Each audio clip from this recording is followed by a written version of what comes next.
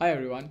So in this video, we are going to have a quick introduction to transactions, and in the coming videos, we are going to get pretty deep into how different types of transactions work.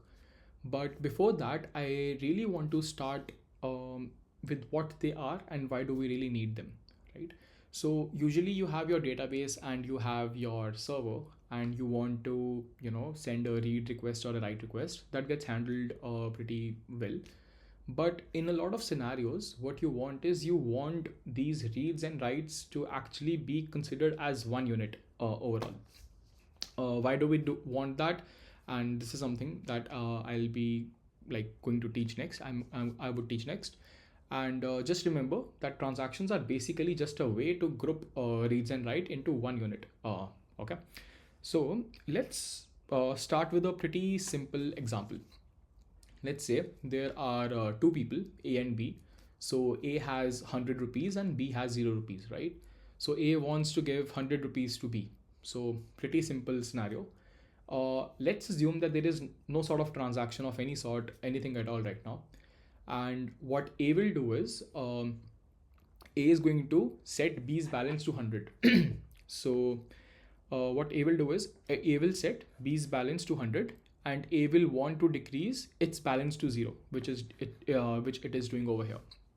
So basically, A sends a request to the DB. The DB takes some time to process that request, and DB says okay. And so B's balance is 100, and after this request, A's balance is 0. Looks pretty good, no problem at all over here, and this is done very well, right? But the question basically becomes, let's also look at it from B's perspective, right? So this B guy, if he tries to look at the state of the DB right over here, right, what B will see is that, hey, my balance is 100 and A's balance is also 100 till now, right? Like we have invented money out of thin air, and this is pretty bad, right? B should not be able to I mean, it's pretty bad, right? We don't want B's balance to increase and A's balance to not decrease. And this problem will get solved over here when of course, because over here B will see that, hey, A's balance is 0 and his balance is 100. Pretty straightforward over here. This part, when you talk about this part, right, uh, we don't want the user B to see that A's balance I mean his balance has moved and A's balance has not moved, right? This part is actually taken by the term I, inconsistent, in ACID basically. So I'm sure you must have heard about ACID, right? Usually the terminology is that all the transactions are ACID, and I want to kind of explain what each of this term really means, right? So this B guy, B should not be B should not see the state of a DB inside an ongoing transaction, right? That part comes inside of this I part, that is called isolation, right? You want these transactions to be isolated. You don't want this B person to be seeing something mid transaction, right? What might also happen is that these are two separate writes, setting B's balance is 100, setting A's balance to 0. What happens if this goes down? What happens for some reason this was not able to be executed properly by the DB?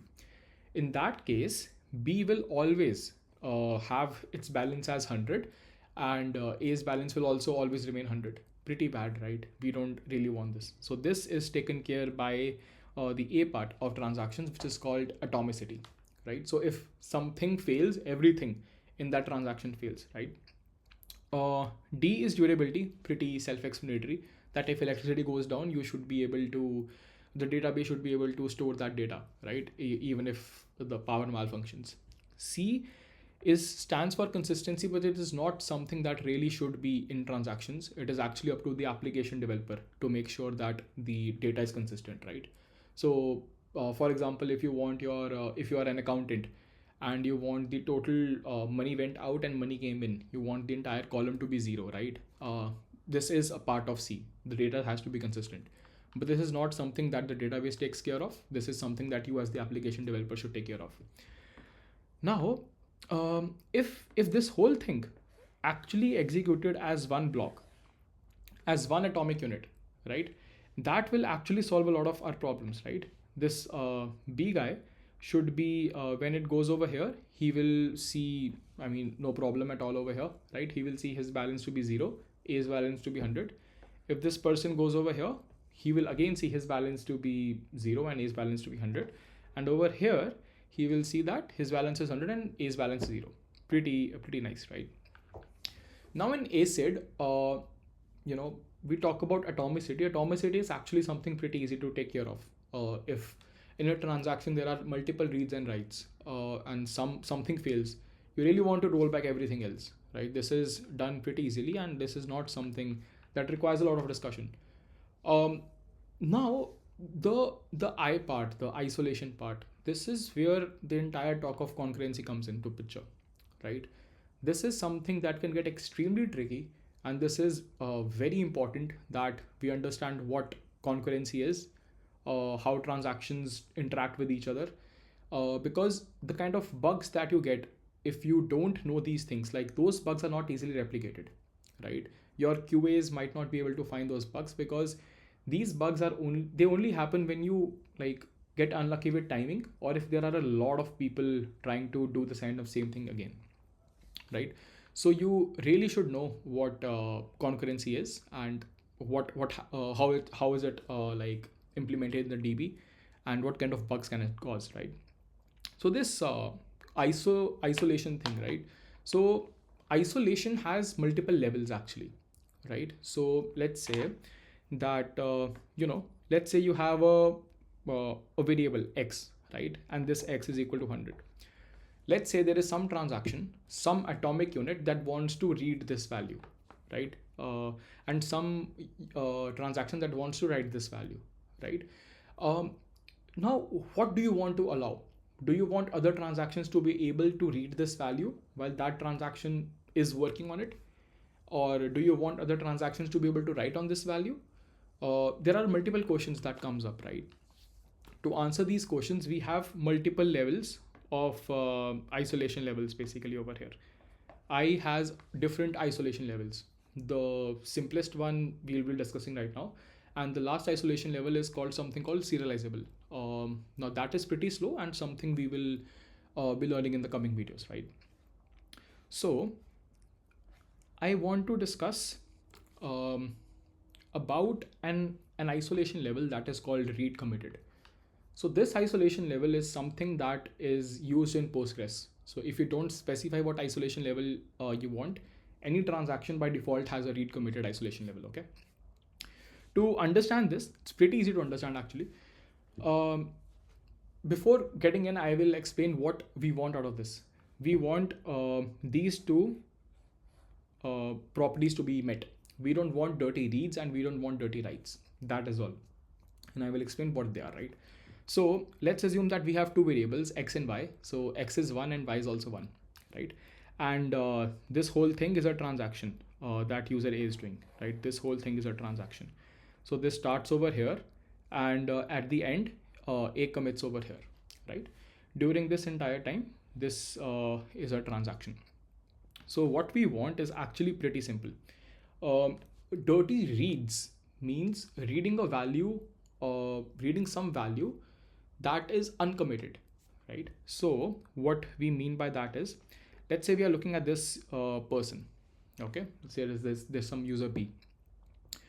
This person, when he's over here, he will read the value of x to be 1, right?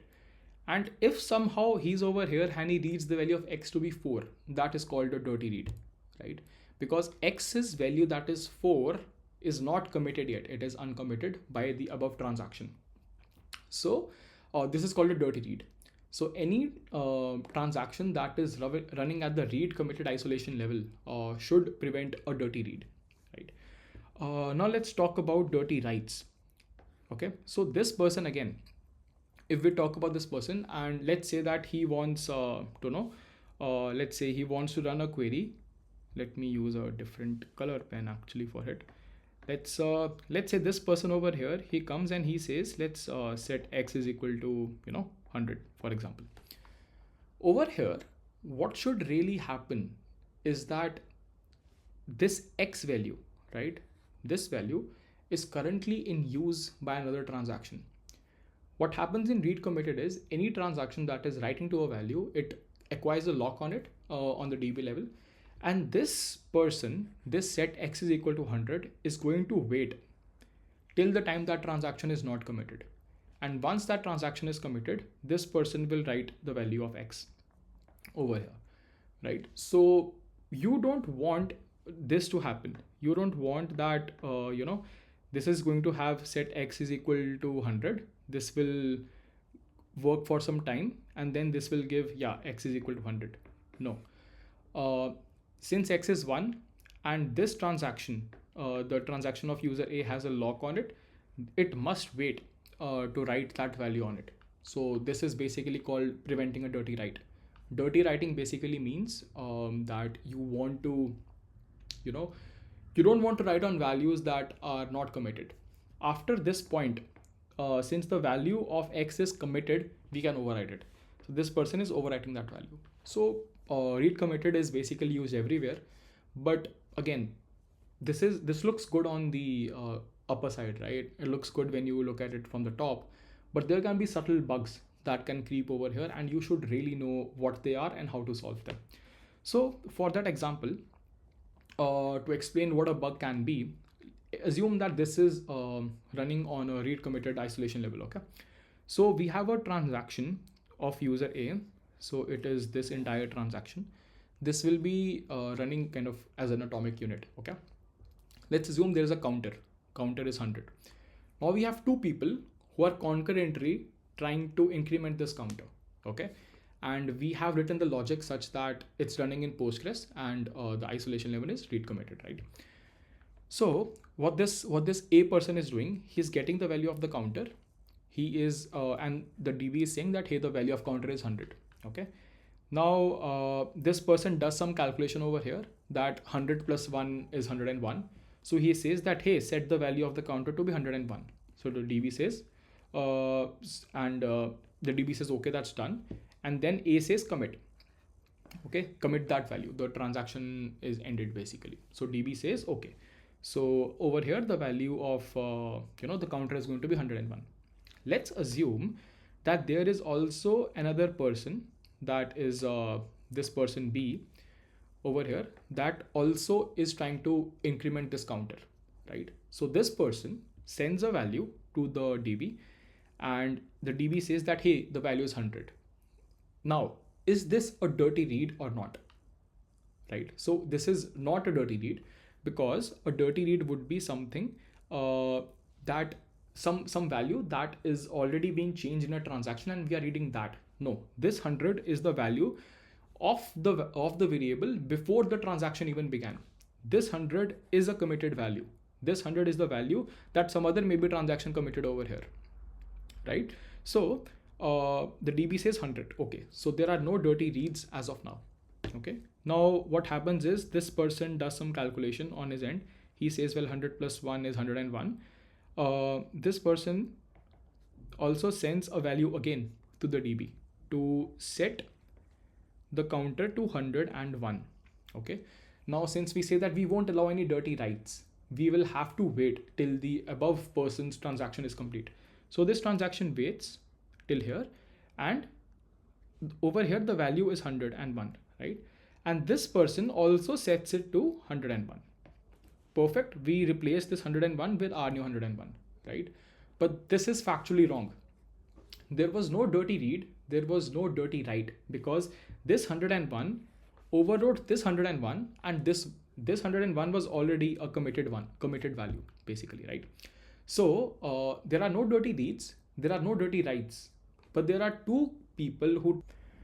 Okay, so in this case, there were no dirty reads and there were no dirty writes, but as you can see that two people were trying to concurrently increase a counter, and the value should have been, in the end, it should have been 102, right? Because two people have pressed the counter button, but the value is actually 101, right? This thing is called a lost update. This problem. So this is very evident in your transactions that are running in Postgres. But the way to avoid it is to actually the application level person, that is the engineer who is writing those transactions, he should know this and he should be able to solve this problem. So let's look at how this can be solved. There's actually a pretty simple way to solve this problem, and there are two common ways, and we will discuss about both of them. So to solve the problem, the first way is to use something called an atomic query. So you can have something like, rather than doing that calculation on the application side, that 100 plus 1 is 101, you do that at the DB level. So value is equal to value plus 1. This is an atomic operation. This calculation is done by the DB itself, right? So let's say this person over here sends this request to the DB over here, right? This will wait till that transaction is not complete, the above transaction. After that, this value, this query will run, and the DB will say that, hey, the new value is equal, will be basically 101 plus 1, because 101 was the value of the variable that A set, right? Pretty self-explanatory. This is one way to do it. So it's also kind of advised that wherever you can use these atomic operations in transactions, you should basically do that. And now this is fine. This is the first way. The second way is called, what you call is a CAS operation. It's called a compare and set. What this basically means, it takes three things. Okay, so it will take, let me actually do it right over here. So let's say there is a user over here. It sends a CAS operation over here. So the first thing is the variable that it wants to increment. The second thing that is the new value of the variable that he wants. So it will be 101, right? And the third thing is going to be the old value that it previously saw. Okay, I'll explain what this means. So user B saw the value as 100. Okay, now he's sending a CAS operation to the DB. He's saying that, hey, update the value of counter to 101 if the current value is 100, because that's what I saw, right? If the current value is not 100, you can straight away reject this. And if you reject it, I will try to get the counter again, and then I will try to set it up again, right? So in this case, what will happen is this will wait till the above transaction commits, and after that it will check this, right? So it will say that, hey, the value is actually not 100 because the value is 101. That means someone concurrently updated that value before when B was trying to update it, right? So in that case, this whole query will fail. This entire transaction will be rolled back. This will be a rollback, and the user B will run this entire transaction again, and he will basically ask the DB again for the new counter. It will be 101 in that case, and he will try again a CAS operation, and hopefully this time they will be able to do it, right? So yeah, this was about read committed, and as you saw that there can be the problem of lost updates over here. There are other isolation levels that are kind of better than it in some ways. That okay, then some isolation level will actually completely solve this problem altogether, this lost update thing, right? And we will also talk about the strongest isolation level that there is, that is called serializability, and in the coming videos.